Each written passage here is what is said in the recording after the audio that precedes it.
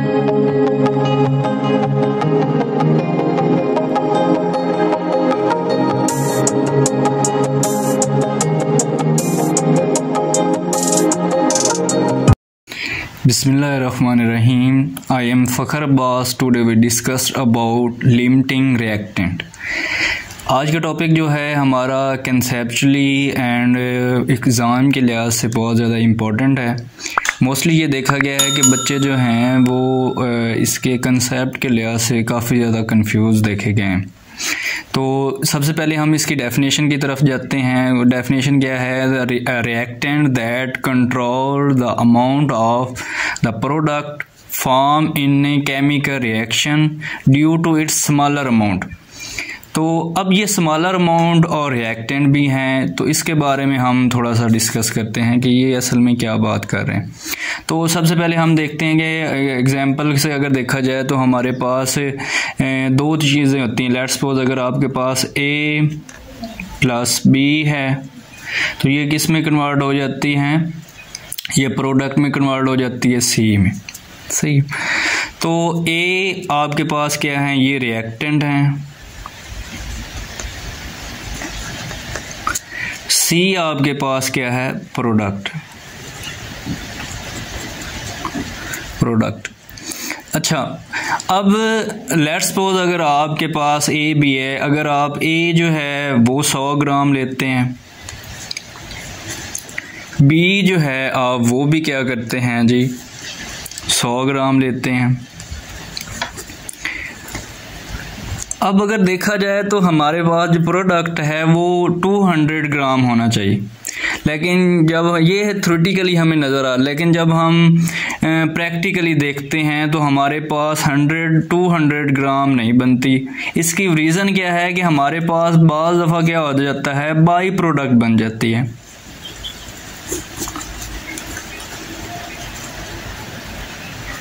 By product आपने जो है बायो में भी पढ़ा है। बाई प्रोडक्ट क्या होता है? इजाफी बन जाती हैं।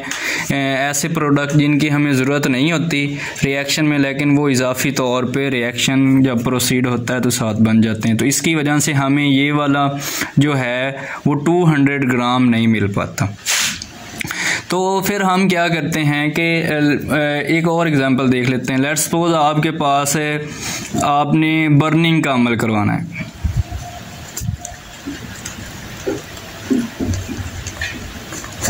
अब बर्निंग के लिए आपको 3 चीज़ों की ज़रूरत होगी।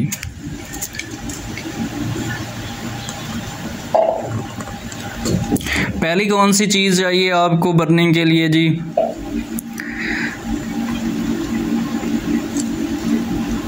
पहली जो चीज़ हमें चाहिए बर्निंग के लिए वो फ्यूल है, जिससे हमें आग लगानी है, जिसको आग लगानी है।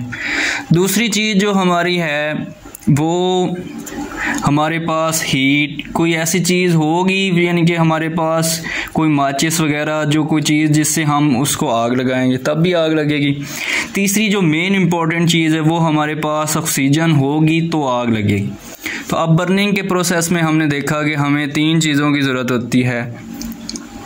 कौन कौन सी जी? वो फ्यूल है, हीट है और ऑक्सीजन है। अच्छा, अब जब लेट्स सपोज अगर आपके पास A फ्यूल है प्लस O ऑक्सीजन है और ये बना क्या रहे हैं जी? प्रोडक्ट बन रही है, C बन रही है। तो आप क्या करते हैं कि ऑक्सीजन जो है रिएक्शन को स्पीड अप करने के लिए एक्सेस अमाउंट में ले लेते हैं।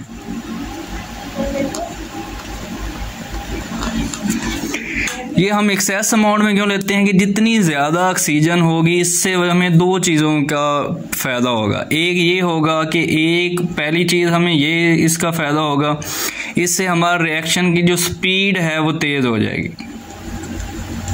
स्पीड ऑफ रिएक्शन जो है वो स्पीड अप हो जाएगी, यानी तेज़ हो जाएगी। दूसरी बात ये है कि अगर मैं ज़्यादा ऑक्सीजन लेता हूँ तो सारा रिएक्टेंट जो है वो किस में कन्वर्ट हो जाएगा?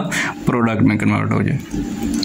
तो आर रिएक्टेंट जो हैं वो किस में कन्वर्ट हो जाएंगी? प्रोडक्ट में, या यूज़ हो जाएंगे। ऐसे कर लें कि आल आपका जो प्रोडक्ट हैं वो क्या हो जाएंगे? यूज़ हो जाएंगे। तो इससे हमें जो है सारा रिएक्शन पता चल। अच्छा, अब हम यहाँ तक हमें पता चल गया कि रिएक्शन को स्पीड बढ़ाने के लिए हम या उसको सारा रिएक्ट करवाने के लिए एक चीज़ ज़्यादा ले लेते हैं, एक क्या ले लेते हैं, कम लेते हैं। तो इधर हमारी जो डेफिनेशन में थी कि हम एक चीज़ स्मॉलर लेते हैं, उससे हम उसको कंट्रोल करते हैं। तो इसकी एग्जांपल को इसको देखने के लिए हम एक सादा सी एग्जांपल लेते हैं। लेट्स सपोज आपके पास एक कार बॉडी है, कार बॉडी यानी कि आप कार बनाने चाहते हैं और आपके पास कार की बॉडियां हैं, और हर कार को आप कितने टायर लगते हैं, 4 टायर लगते हैं।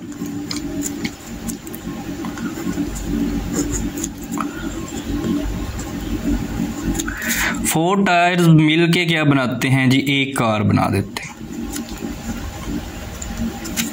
इस बात की समझ आ गई कि आपके पास एक कार बॉडी है, एक कार बॉडी को कितने टायर लगते हैं जी, 4 टायर लगते हैं, और आपके पास एक मुकम्मल कार बन जाती है।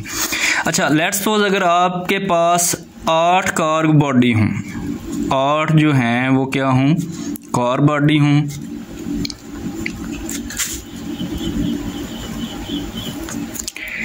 इसके अलावा आपके पास 40 जो हैं वो टायर हूँ।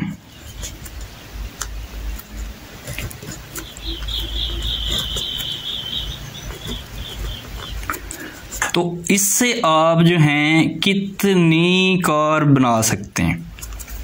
अब हमें पता है कि एक कार के लिए हमें 4 टायर चाहिए, 8 चौक 32, तो हमारे पास जो हैं 8 कार बनाने के लिए कितने टायर चाहिए जी, हमें जी 32 टायर चाहिए।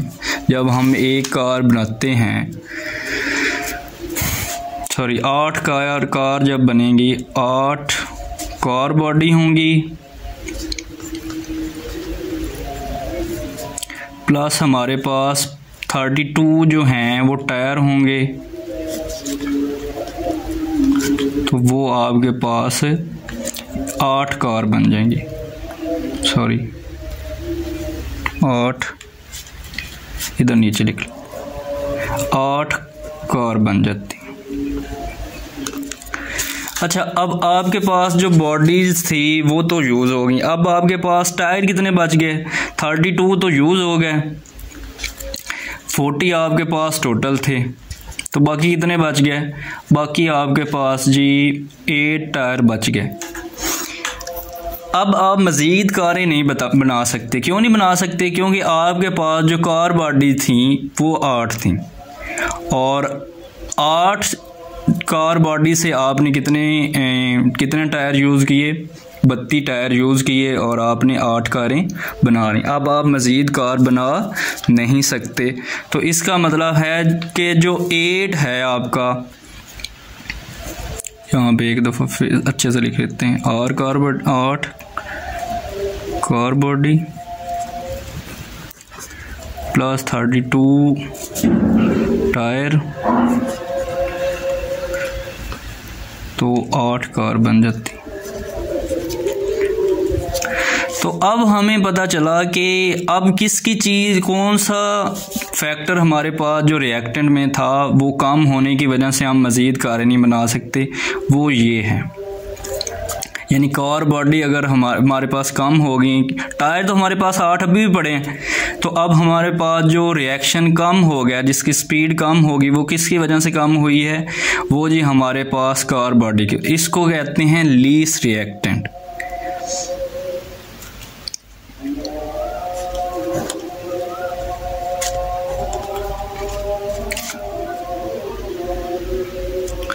लीस्ट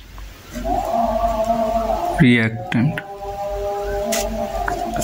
यानी कि इसके कम होने की वजह से आपका पूरा रिएक्शन जो है वो स्टॉप अप हो गया है, आगे बढ़ नहीं रहा, तो इसको हम कहते हैं स्मॉलर अमाउंट। अब हम मज़ीद डेफिनेशन की तरफ जाते हैं, वही डेफिनेशन जो हमने पहले की थी कि reaction due to its smaller amount, कम किसकी वजह से हुआ, क्योंकि टायर तो अभी हमारे पास पड़े हैं, अभी हम और कारें बना सकते हैं, लेकिन हम अब बना नहीं रहे क्योंकि हमारे पास क्या कम है, हमारे पास कार बॉडी नहीं है, तो इसलिए हम मज़ीद यूज़ नहीं कर सकते।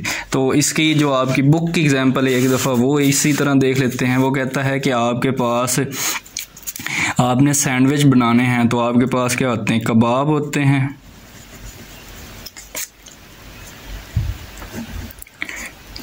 प्लस आपके पास क्या होते हैं, ब्रेड होते हैं।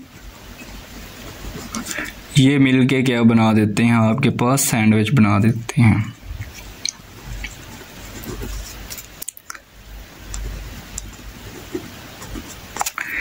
सैंडविच बना देते हैं। तो उसने आपको कहा है कि अगर आपके पास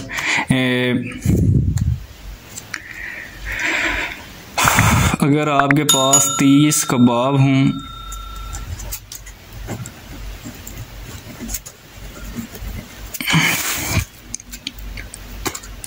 कबाब्स हों और 5 ब्रेड हों,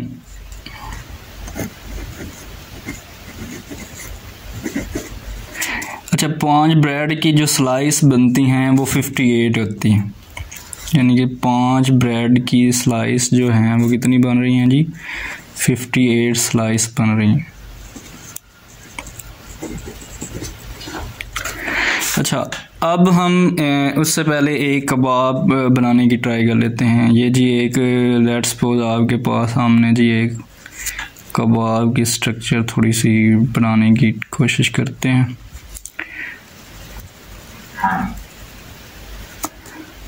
सॉरी, सैंडविच जो दो में फंसा हुआ हो, ऐसी चीज़ जो जैसे वो कहते हैं दो मुल्ला में मुर्गी हराम वाली बात है कि जो दो ब्रेड के अंदर जो स्लाइस के अंदर फंसा हुआ हो, ये आपका कबाब है जी।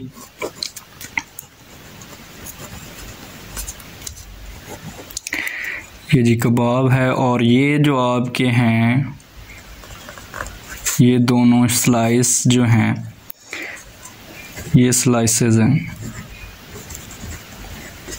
इससे हमें पता चला कि 2 स्लाइसेस हों और एक कबाब हो तो हमारे पास एक सैंडविच बनता है। तो अब आपके पास 58 स्लाइसेस हैं, 58 स्लाइसेस हैं। 58 से मगर इसका हम 2 बनाएं तो हमारे पास 39 कबाब बन जाते हैं, क्योंकि हमारे पास कबाब तो 30 हैं। अब हमारे पास ऐसे देख लेते हैं, 30 प्लस 48, इसके नतीजे में क्या जी बन रहा है जी, आपके पास 29 कबाब जो हैं वो बन रहे हैं। रीज़न क्या है, क्योंकि आपके पास जो हैं स्लाइसेस ख़त्म हो जाती हैं। कबाब तो आपके पास एक पड़ा हुआ है, एक कबाब आपके पास पड़ा हुआ है, लेकिन आपके पास स्लाइसेस जो हैं वो ख़त्म हो गई हैं। तो ये अब हमें पता चला जो स्लाइसेस हैं ये लिमिटिंग रिएक्टेंट, ये हमारी क्या हैं, लिमिटिंग रिएक्टेंट हैं। क्यों लिमिटिंग रिएक्टेंट हैं, क्योंकि इनके कम होने की वजह से हमारे पास जो रिएक्शन है वो स्टॉप हो गया। तो अब हमें अच्छे से पता चल गया कि ये ऐसी चीज़ जिसके कम होने की वजह से और स्मॉलर क्वांटिटी में हो और कम होने की वजह से रिएक्शन की जो स्पीड है वो या रिएक्शन जो है वो स्टॉप हो जाता है, उसको कहते हैं लिमिटिंग रिएक्टेंट। तो हमारे पास स्लाइस ख़त्म हो जाने की वजह से कबाब जो हमारे पास एक कबाब यूज़ होता है, तो इसका मतलब हमारे पास यहाँ पे 92 कबाब यूज़ हुए। अभी एक कबाब पड़ा हुआ है, तो अब हमें 2 स्लाइसें और चाहिए थी, लेकिन स्लाइसेस ख़त्म होने की वजह से हम 30 कबाब नहीं बना सके। हमने कितने बनाए हैं, 39 कबाब बनाए हैं। तो यही अब हम मज़ीद इसकी डेफिनेशन को एक दफ़ा रीड आउट करते हैं कि reactant that control the amount of product, वो रिएक्टेंट जो किसी भी रिएक्टेंट की रिएक्टेंट जो प्रोडक्ट को कंट्रोल करती, form in a chemical reaction due to its smaller amount. तो स्मॉलर अमाउंट होने की वजह से वो उसके लिमिट को, रिएक्शन को स्टॉप कर देती है। इसको कहते हैं लिमिटिंग रिएक्टेंट। आई होप कि आपको अच्छे से समझ आ गई हो। तो अगर कोई भी मसला हो तो आप कमेंट बॉक्स में कमेंट्स करके क्वेश्चन पूछ सकते हैं। शुक्रिया, थैंक्स सो मच।